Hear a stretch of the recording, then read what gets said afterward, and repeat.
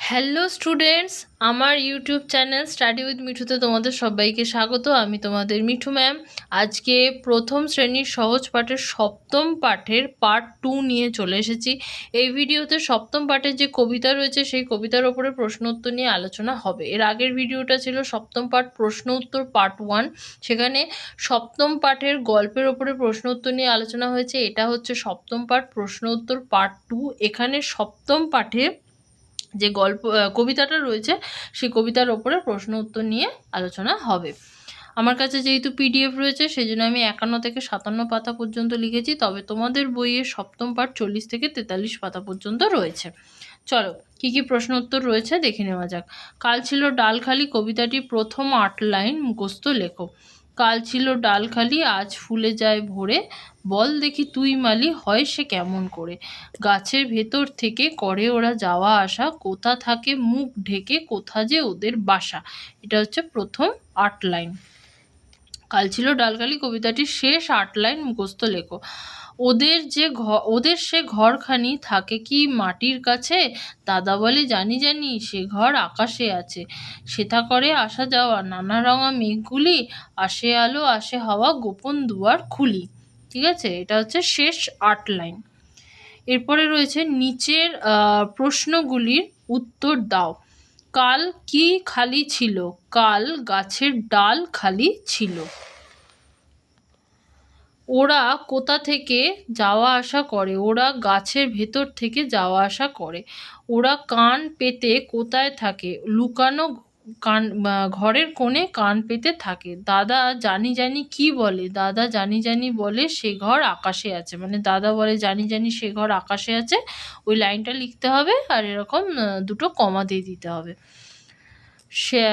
সেথায় কারা আসা যাওয়া করে? সেথায় নানা রঙা মেঘগুলি আসা যাওয়া করে। গোপন দুয়ার খুলে কি কি আসে? গোপন দুয়ার খুলে আলো ও হাওয়া আসে। এটা ছিল তোমার ফুল সেন্টেন্সের প্রশ্নের উত্তর। যারা ফুল সেন্টেন্সের প্রশ্নের উত্তর লিখতে পারবে তারা ফুল সেন্টেন্সের প্রশ্নের উত্তর লিখবে, আর যারা মনে করছো ফুল সেন্টেন্সের প্রশ্নের উত্তর লিখতে পারবে না তারা এক কথায় বা দু কথায় প্রশ্নের উত্তর লিখবে। এক কথায় বা দু কথায় প্রশ্নের উত্তর লিখতে হলে কতটা লিখতে হবে চলো আন্ডারলাইন করে দেখিয়ে দিই। কাল কি খালি ছিল? গাছের ডাল। ওরা কোথা থেকে যাওয়া আসা করে? গাছের ভেতর থেকে। ওরা কান পেতে কোথায় থাকে? লুকানো ঘরের কোণে। দাদা জানি জানি কি বলে? সে ঘর আকাশে আছে। লিখে এরকম ইনভার্টেড কমা দিয়ে দেবে। সেথায় কারা আসা যাওয়া করে? নানা রঙা মেঘগুলি। গোপন দুয়ার খুলে কি কি আসে? আলো ও হাওয়া আসে। ঠিক আছে, যারা ফুল সেন্টেন্সে লিখতে পারবে না তারা এক কথায় বা দু কথায় প্রশ্নের উত্তর লিখবে। এক কথায় বা দু কথায় প্রশ্নের উত্তর লিখতে হলে কতটা লিখতে হবে তোমাদেরকে আন্ডারলাইন করে আমি বলে দিলাম। পরের প্রশ্ন, শব্দার্থ লেখো। মালি, মালি মানে যে বাগানে দেখাশোনা করে। বাসা, বাসা মানে বাড়ি। কোণে, কোণে মানে কোণায়। দুয়ার, দুয়ার মানে দরজা। সহে, সহে মানে সহ্য। গোপন, গোপন মানে লোকানো। শূন্যস্থান পূরণ করো। কাল ছিল ড্যাশ খালি আজ ড্যাশ যায় ভরে। কাল ছিল ডাল খালি আজ ফুলে যায় ভরে। বল দেখি তুই ড্যাশ, বল দেখি তুই মালি। কোথা থাকে ড্যাশ ঢেকে কোথা যে ওদের ড্যাশ। কোথা থাকে মুখ ঢেকে কোথা যে ওদের বাসা। থাকে ওরা ড্যাশ পেতে লুকানো ঘরের ড্যাশ। থাকে ওরা কান পেতে লুকানো ঘরের কোণে। কত ড্যাশ ওরা সাজে চলে আসে ছেড়ে ড্যাশ। কত রঙে ওরা সাজে চলে আসে ছেড়ে বাড়ি। ওদের সে ঘরখানি থাকে কি ড্যাশ কাছে? ওদের সে ঘরখানি থাকে কি মাটির কাছে? আসে ড্যাশ আসে ড্যাশ গোপন ড্যাশ খুলি। আসে আলো আসে হাওয়া গোপন দুয়ার খুলি।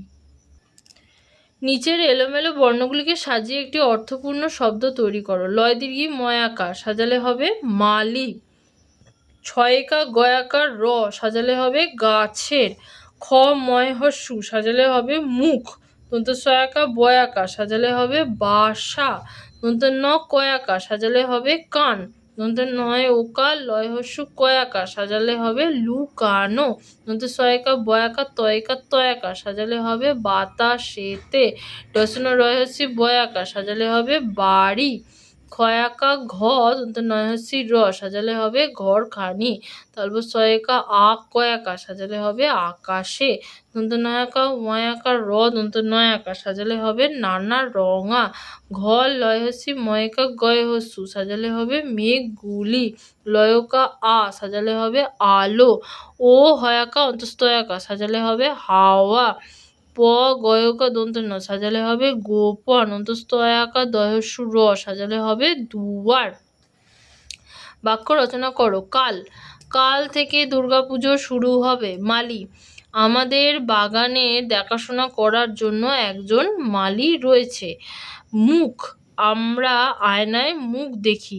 বাসা, গাছের ডালে পাখিদের বাসা দেখতে পাওয়া যায়। কান, আমাদের দুটি কান আছে। বাড়ি, আমাদের একটি বড় বাড়ি আছে। দাদা, আমার দাদা তৃতীয় শ্রেণীতে পড়ে। আকাশে, দিনের বেলা আকাশে অনেক পাখি উঠতে দেখা যায়। মেঘগুলি, কালো মেঘগুলি থেকে বৃষ্টি ঝরে পড়ে। আলো, সূর্য আমাদের আলো দেয়। সঠিক উত্তরের পাশে টিক চিহ্ন দাও। কাল ছিল ডাল খালি, আজ ফাঁকা যায় ভরে। কাল ছিল ডাল খালি, আজ ফুলে যায় ভরে।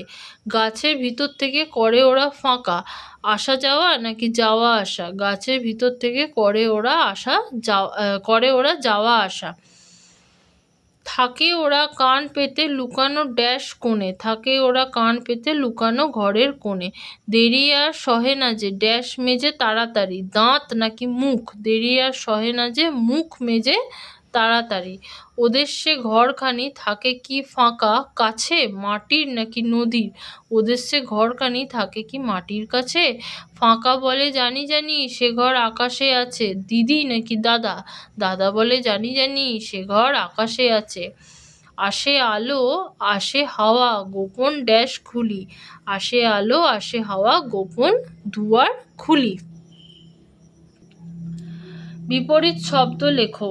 কাল, আজ, খালি ভর্তি, আজ কাল, ভিতর বাইরে, যাওয়া আসা, আসা যাওয়া, আলো অন্ধকার, খুলি বন্ধ করি। নিচের শব্দগুলির সাথে মিল আছে এমন একটি করে শব্দ লেখো। কাল চাল, ডাল কাল, খালি বালি, কান পান, বাড়ি শাড়ি, ঘর বর, আলো ভালো, গোপন রোপণ।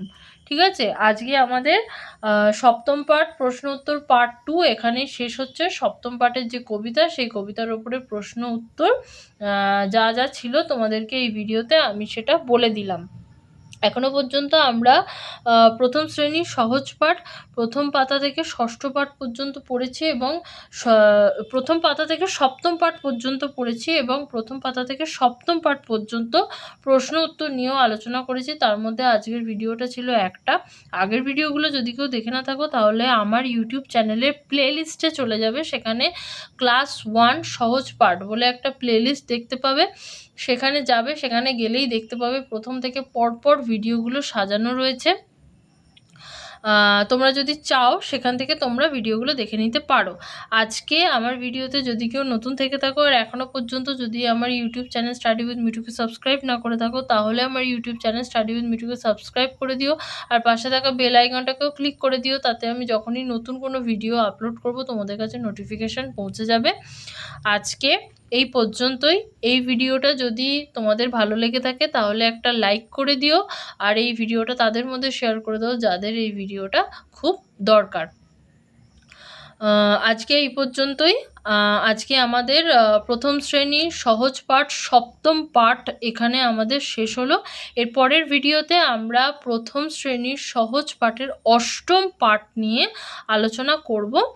আজকে এই পর্যন্তই, দেখা হচ্ছে এরপরে প্রথম শ্রেণীর সহজ পাঠের অষ্টম পাঠ নিয়ে।